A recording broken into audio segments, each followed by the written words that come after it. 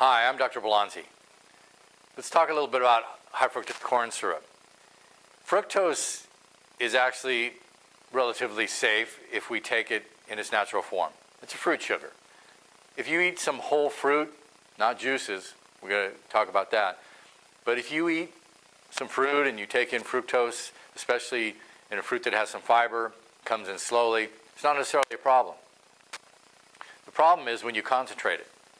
Now, it used to be believed that fructose was better because it didn't cause an insulin response. The body didn't seem to recognize it. And we thought this was better for somebody who was perhaps diabetic. Turns out that that's not such a good thing. Fructose is truly a ninja. It does sneak in. And if the body doesn't recognize and prepare for sugar, then the level is going to go much higher. So several studies, I've got another one here, but several studies have indicated that there is a higher incidence. There's more susceptibility to diabetes with high intakes of fructose, especially concentrated fructose like high fructose corn syrup. So this pervasive idea put out by the corn producers and others that do talk about high fructose corn syrup being the same as sugar, yeah, it's a sugar, but it's a highly concentrated processed food. And the body looks for glucose. So if we're not careful and we concentrate fructose, and it sneaks in and the body's not prepared for it, not only your blood sugar level is going to go higher, but there's going to be more and more reaction to the sugar. The reaction is called glycation. It's very dangerous. It's the basis of why diabetes is so dangerous.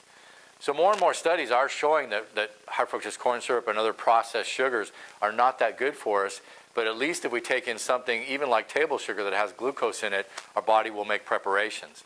You want your body prepared, you've got to put your sugar away. So we've got to be careful with what form we choose our foods to be in.